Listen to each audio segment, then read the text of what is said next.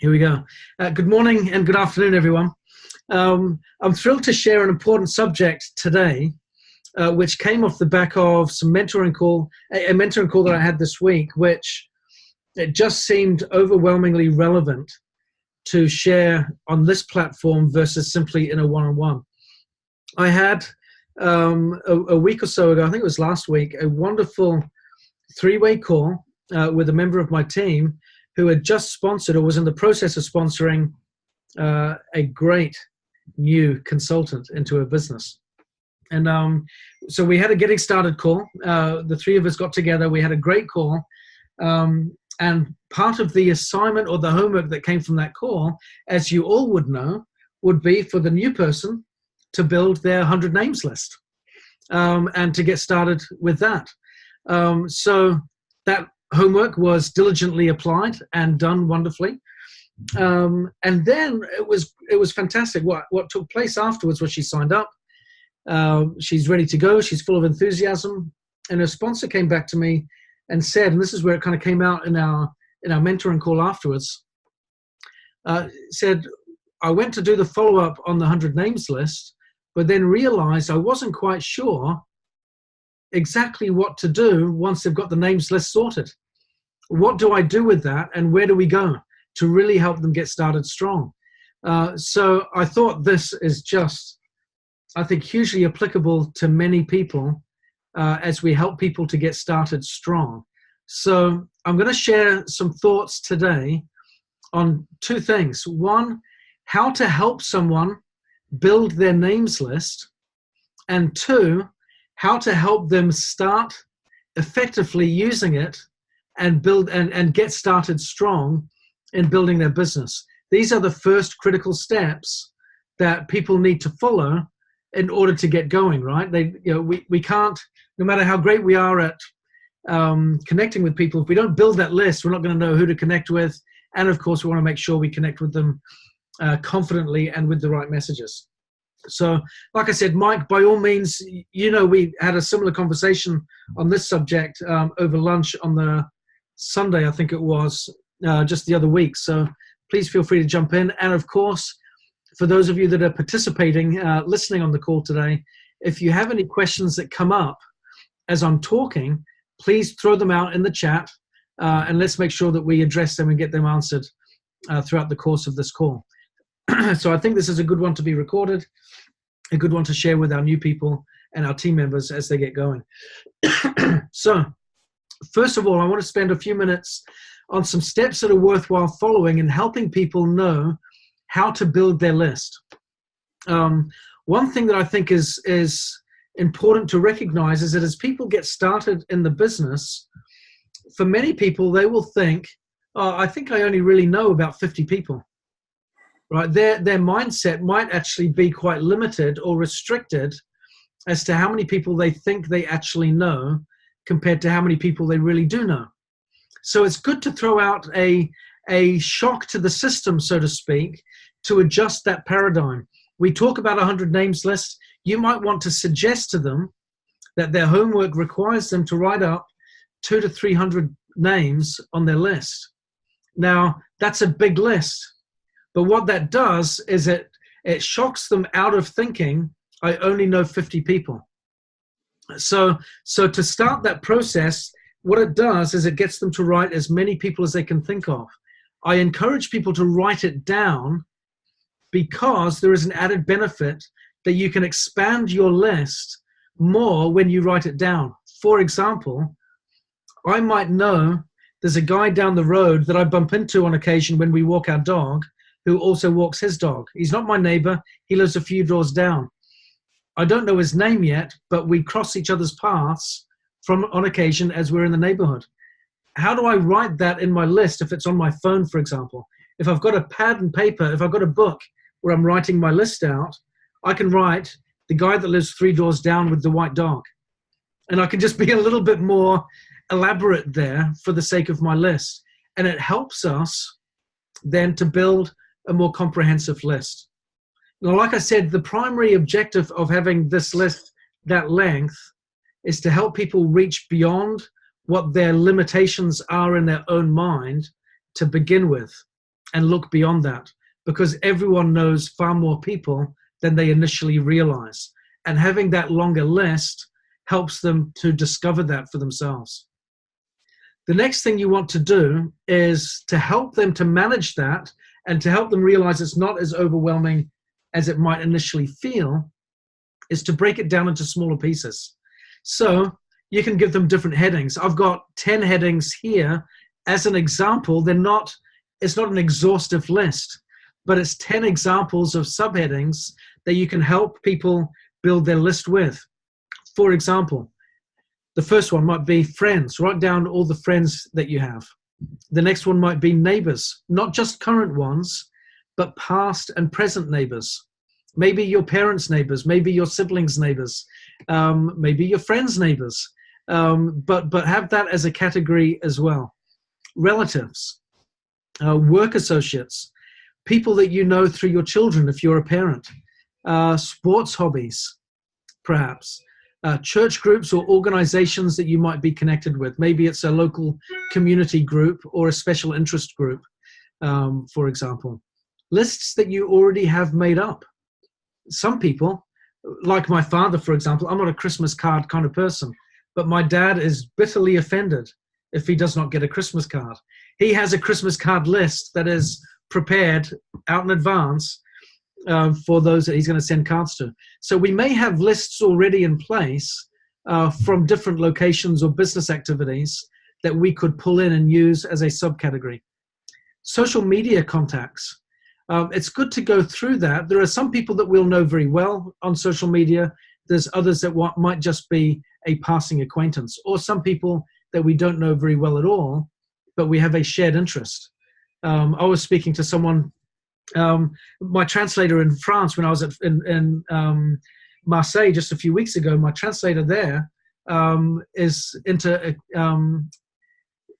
horses and equestrianism and what have you. And so she builds her business through all of these different contacts that she's got there.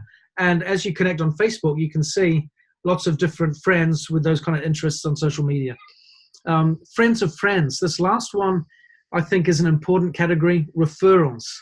I think that we've got to appreciate the power of this final category, because if we understand how to use this category, friends of friends, or friends of all these other people, your friends, your neighbors, your relatives, your work associates, the people through your children, all these, the friends and connections of them. What if we know how to use that one category alone, then our contact list never ends, and it doesn't become a static pond of resources. It's more like a river where the water is constantly being refreshed and nourished with new life, because you can always add people to your list. If every time you talk to someone, you ask them, is there anyone else that you know that might have the same interests in well-being or in entrepreneurialism as you do? Would you like to invite them to our meeting? Would you like to invite them to join our call? Or you're not interested, is there someone that you know that you feel would have these types of interests or needs that I could perhaps help and serve? And in doing that, in asking that one simple question, you can find that your contact list becomes an ever-expanding list.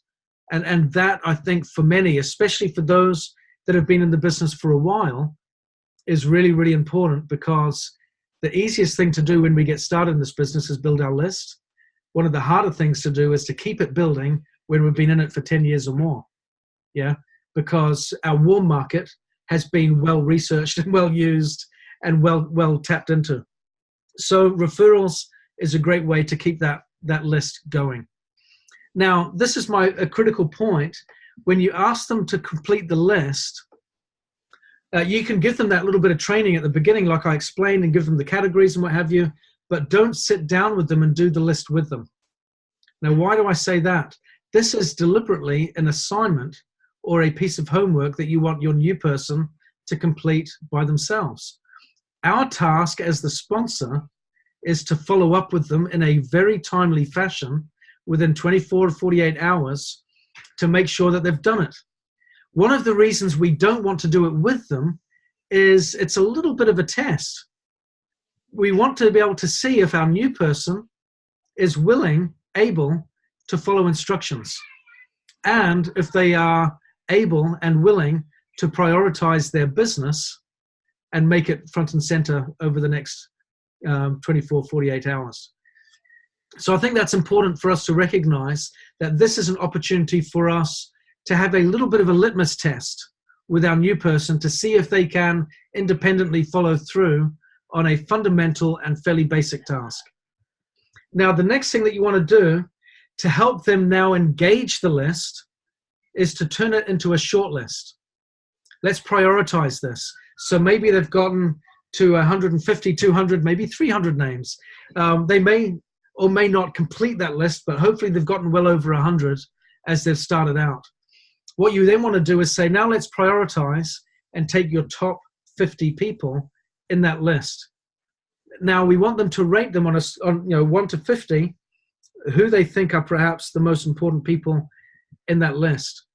And they can identify them according to a number of different measures. It might be, these are the people that I would enjoy working with the most.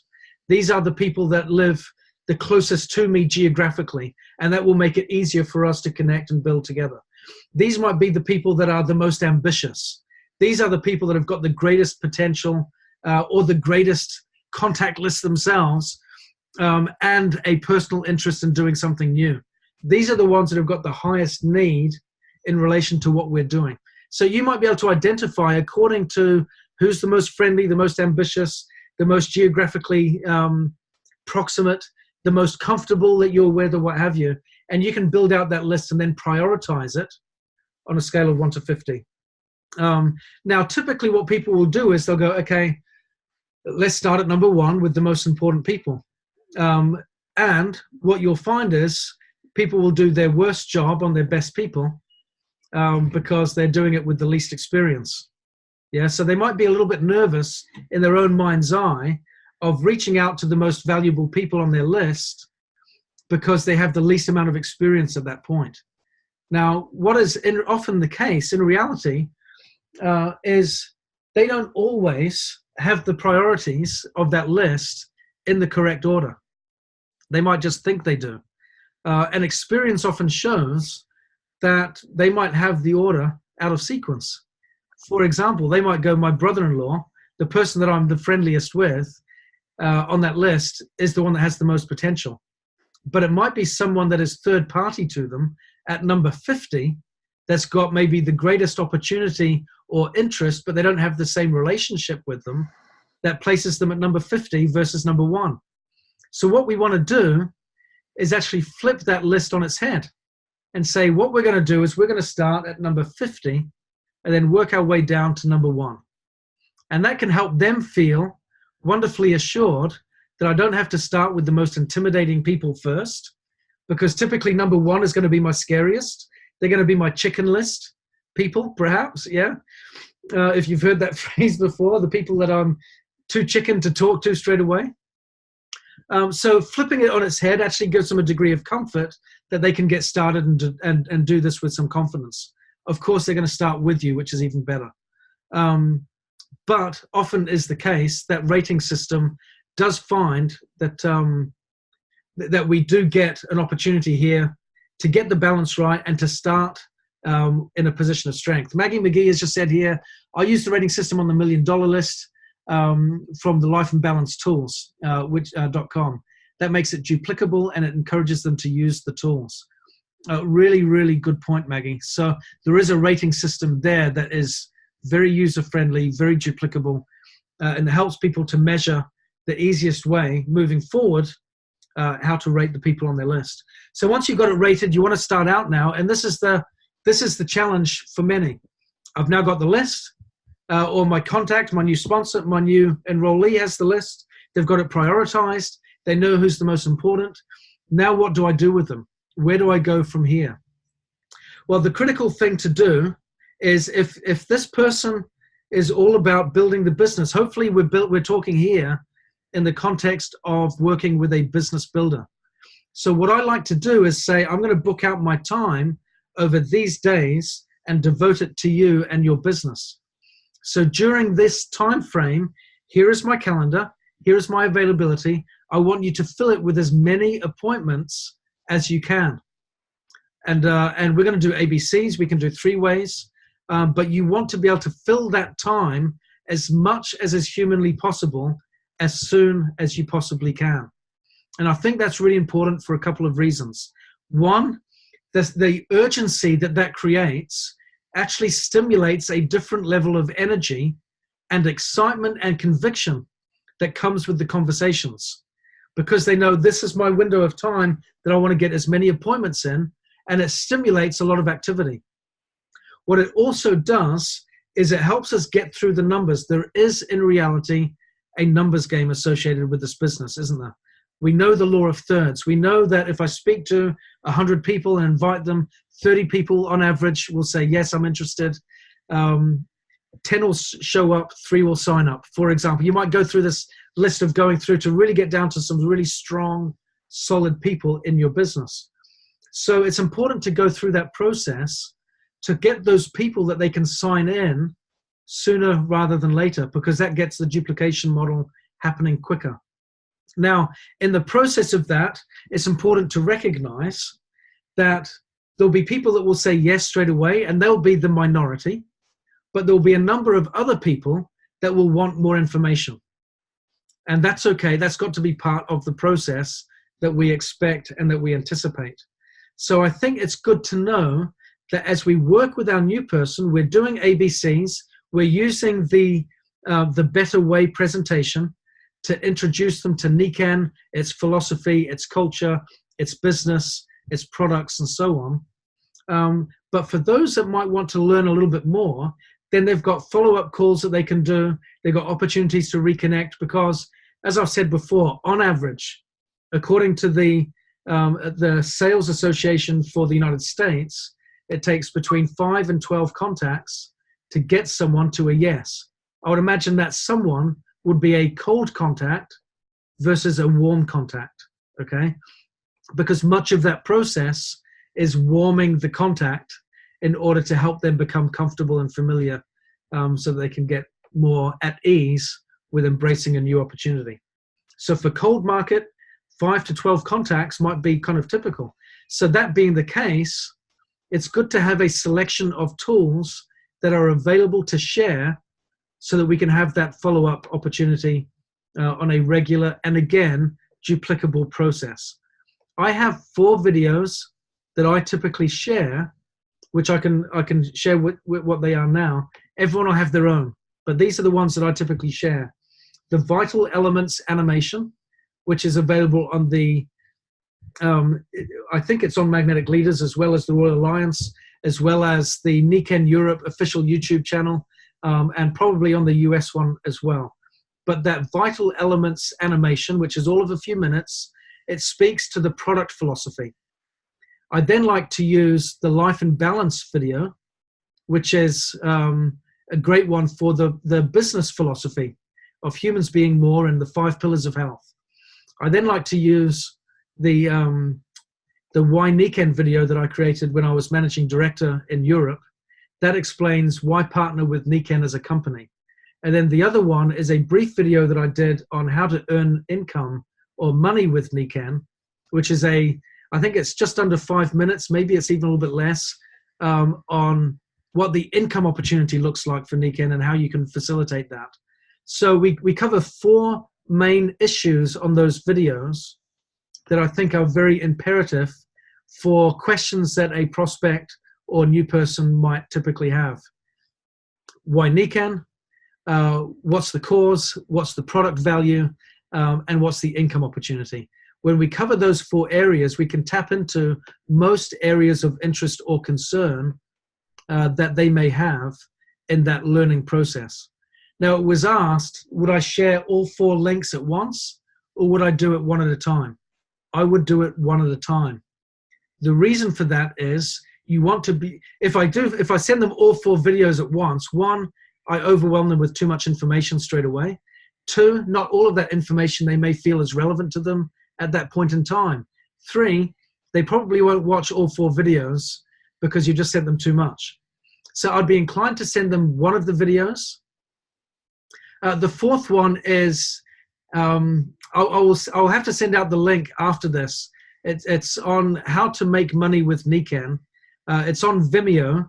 In fact, I do think that Dave has it on his Magnetic Leaders site as well. So I will pull the link and share it. It's a brief video, but it is very helpful in explaining the income opportunity.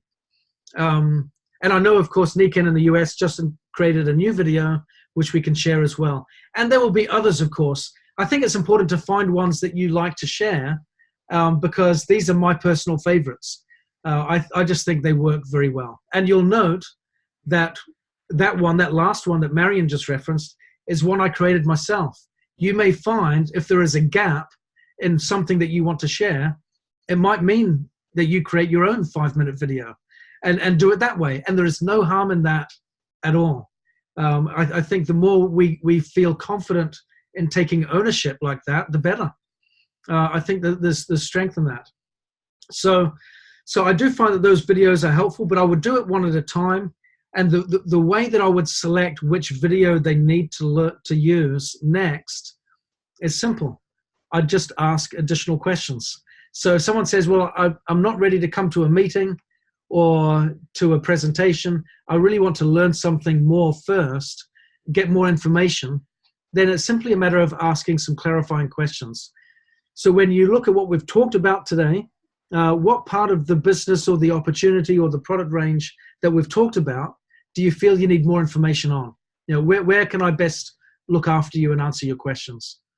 And simply by asking that, all you're doing is expressing an interest in respecting their time and finding ways that you can connect and funnel or channel your information in a more respectful and more timely and more efficient way. So they might turn around and say, well, the opportunity sounds good, but I've kind of heard about network marketing before, and they seem to kind of rip people off, or maybe they've got this different agenda. I don't really like that agenda that I've heard network marketing companies have. They might say, for example, oh, well, I'm really glad that you referenced that with me. Really pleased, because you couldn't be further from the truth with Nikan. Let me send you a video. It's called A Life in Balance. Let me show you what our philosophy is in Nikan, about how it's all about helping other people to get a better sense of balance and well-being so that they can feel happier and more abundant in their lives. That, you will see, is far from what you said, but I totally get why you've got that concern. Check out this video and I'll give you a call and see what you think about it. You've now got a chance to give them something new, an opportunity to follow up and get more information. So I find that process of having a handful of tools ready to share that will answer those key questions is very, very helpful. Now, what do we say when we're having that initial invitation or that presentation? How does that work? They've got the list. We know that some people are going to say yes straight away, but what are they saying yes to? Now, there's a couple of things that I want to throw out here that I think are important. We have a number of presentations that have been pre-recorded for people to use in their prospecting process. There is the Better Way presentation. There are a number of different pre-recorded versions of that available through that are online for us to use. There is shortened versions. I did a 10-minute version for the UK group not that long ago. This is what I've found, and I'm not sure about each of you. You may want to comment and say your experience, but this is what I've found, that those videos often serve us best as new people or people that are in the prospecting process versus their guest. What do I mean by that? They tend to watch it for themselves so that they can get the right language at the tip of their tongue, so that when they're having the conversation, it is more free-flowing. It is always best to have the Better Way presentation done as a live ABC. So when you've got your guest, your prospect, or your new consultant that has built their contact list and they're starting to want to set the appointments, the invitation is to hear an ABC, to meet with an expert, to hear an ABC, or to come along to one of your meetings where they will be presented that live in your home or at someone else's home. So at a meeting or an ABC is the primary objective of the call, of the invitation. So we want to understand that is the primary objective in that process.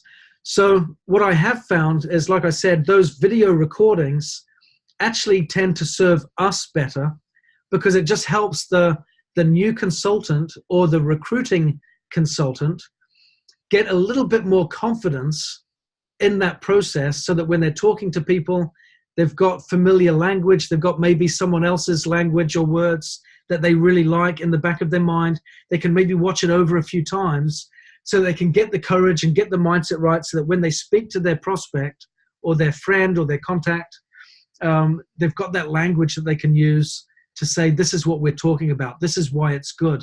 This is why these benefits make me think of you. Yeah, because as you watch those recordings, you'll get to learn or be reminded of all of the key benefits that you're wanting to reach out to others with and say, this is why it helps. Now, one way to extend the invitation is to do something that I know Mike is a big fan of this. This is how Mike DiMuccio got started. I'm getting to the end of my call, so I might pull Mike on another time. But one thing that Mike did very, very well was, if you want to sponsor up, if you understand what I mean by that, what I mean is, if you were to rate yourself on a scale of 1 to 10, where would you place yourself? As you look at your prospects, where would you place them? Sometimes we have more confidence working downwards versus working upwards. The chicken list tends to elevate, doesn't it? If you're wanting to sponsor up and you're wanting to really get really strong people into your business, one of the simplest ways to do that is to ask for their help. So if you've got someone that's a real professional that you feel is maybe outside of your comfort zone in reaching out, we all have them. I think everyone has those types of people on their list. Yeah. Someone that you go, I'd love to have them in my business, but I'm scared. I'm nervous to ask them. Yeah. They're too good. They're too cool. They're too smart. They're too experienced. They're too this or that. Reach out and say, I want to talk to you about something here. I would really appreciate your help. I'm reaching out because you're someone that I respect for this reason. Be authentic in giving the reason why you respect them or you value their opinion. Maybe they're just a wonderful business person. Maybe they've just got wonderful integrity and a sense of values that you just see them just happy and productive and successful in all areas. And as a result of that, I just value your opinion. I've always held you in high esteem. I've got something that I'm working with right now, and I would love your opinion on this because I value who you are and your opinion. And then that can give them a chance then to help you, serve you, and as a result can give you the chance to open them up a little bit and see how they can move forward in learning more. Asking them to help you is a great way to reach out to people and get that process moving forward. So I hope this has been helpful today in building contact lists and knowing how to get started. Partner with the A straight away, partner up, let them know your time frames, give them some schedules and book out your time and say, this time is yours. I've known people as an extremer example, rather than saying, here's a couple of days with my time slots over the next few days, where they've said, I'm coming over to your house. I'm going to sleep on the couch for the next week. And my week is yours. And I'm going to be in your living room on the couch at night sleeping, because I believe I'm going to get you to this level in this business super fast because I believe in you. And that sense of conviction and investment in the new person has been electric. And that person grows people like you wouldn't believe. So with that shared investment of time and commitment, there is a wonderful sense of confidence that comes from the new person. The new person feels it incredibly, because when they see that reciprocal investment and confidence in them, they start to grow themselves and they do more and achieve more as a result.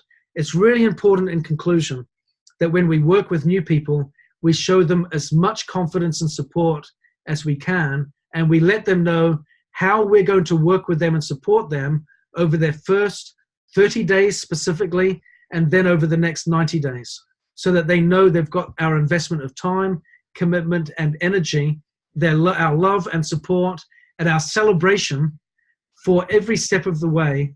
Their first no, we want to celebrate. Their first yes, we want to cheer. Their first setback, we want to champion.